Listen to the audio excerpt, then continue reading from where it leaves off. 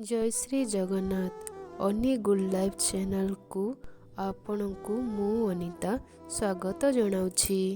आज आपण मानकु टमाटो चटनी शिखेबे।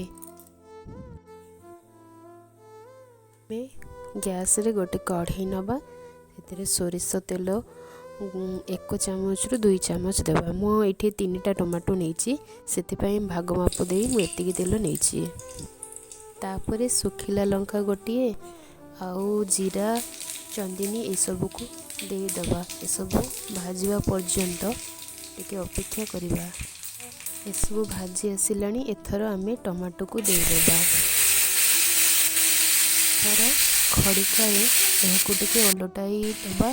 टमाटो मु केते पतला पतला काटिछि आपण माने तो देखि पारुछंती। एथिरे स्वाद अनुसार लूण आउ हळदी गुंड दे दबा।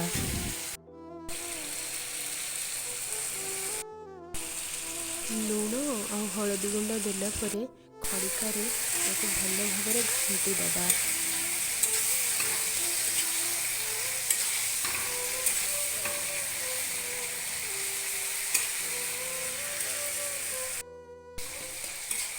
एबे टमाटो भल भाव घाटी हो गलानी।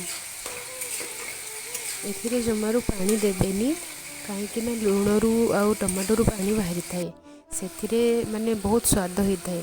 तापर चीनी देला परे चीनी रु भी पानी बाहर से कि पानी जमा देबेनी। एबे हमर टमाटो हे आसिलानी तो एथिरे आमे चीनी दे दबा। 4 चामच चीनी दे दबा। तापर चीनी मेल्ट हवा पर्यंत आपण माने टिके अपेक्षा करिवे। 1 मिनिट पर्यंत कुक कले आपणकर टमाटो चटनी पूरा रेडी हो जिवो।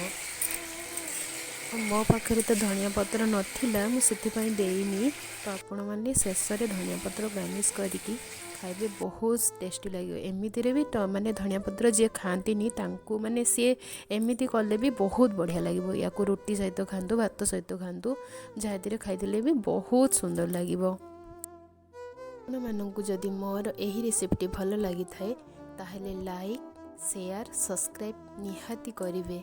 रहिली जय जगन्नाथ।